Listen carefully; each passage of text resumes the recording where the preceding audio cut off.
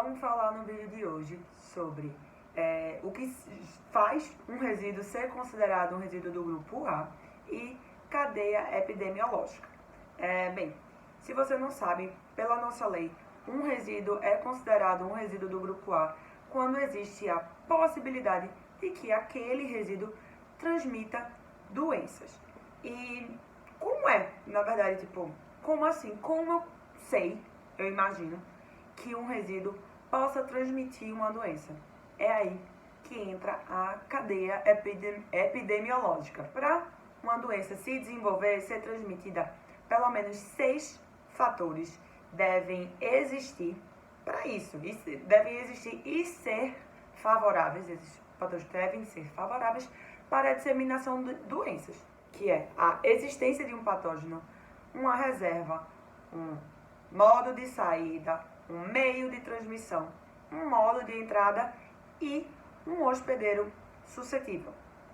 E dentre todas essas coisas, a parte mais importante, que é a que eu vou falar aqui nesse vídeo, é sobre esse patógeno, esse primeiro ponto que eu estou falando aí, que é essencial para a disseminação de uma doença. Não é todo patógeno em qualquer situação que vai transmitir uma doença.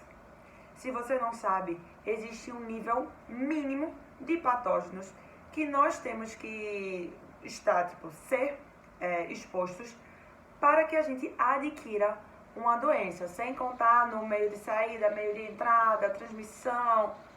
Eu estou só aqui focando no patógeno.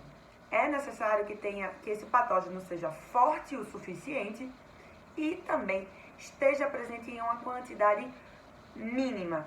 E para a grande maioria das doenças, essa quantidade mínima é bastante alta. E onde eu quero chegar nisso, né?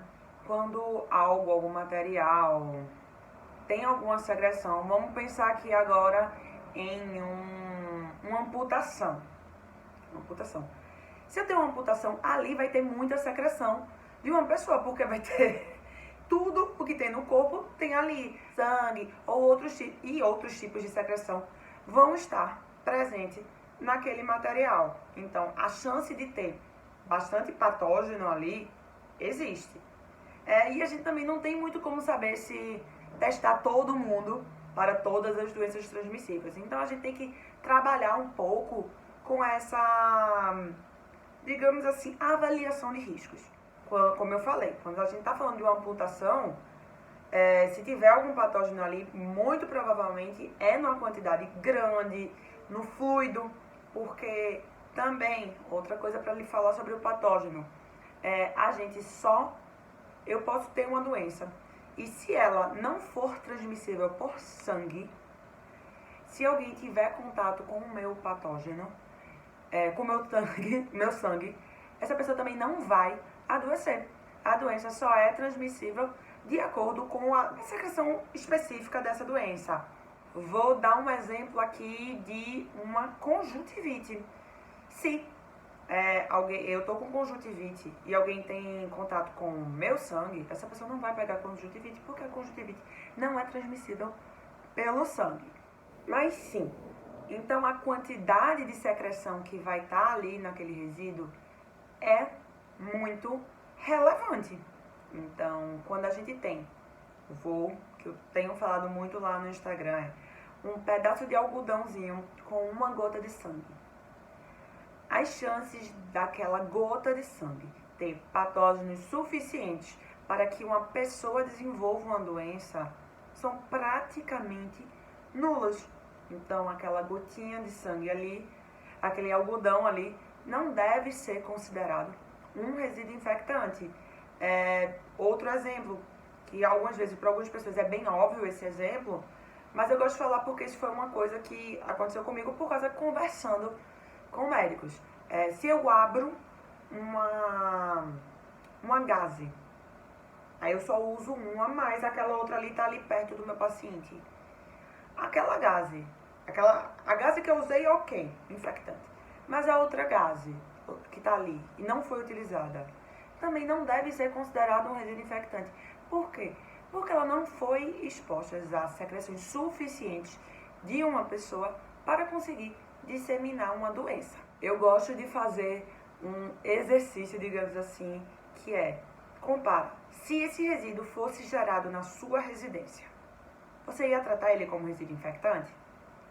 Se a resposta for não, eu sugiro que você pense melhor na hora de descartar esse resíduo como um resíduo infectante.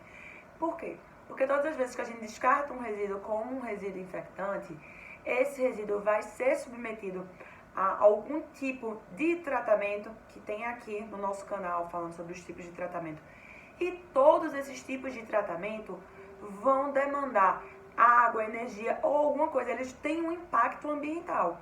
E também um custo, né? Não vamos não considerar o custo. Então sempre pense muito bem antes de descartar um resíduo como, desnecessariamente, né? Como um resíduo infectante. E se você quiser saber mais sobre toda essa cadeia epidemiológica, no nosso curso eu gravei uma aula sobre esses 6 pontos da disseminação de uma doença, onde o resíduo infectante entra nisso, e fiz uma metáfora que eu achei genial, por isso que eu tô falando, muito interessante, com os Vingadores. Então, se você quiser conferir nossa aula, é só adquirir nosso curso.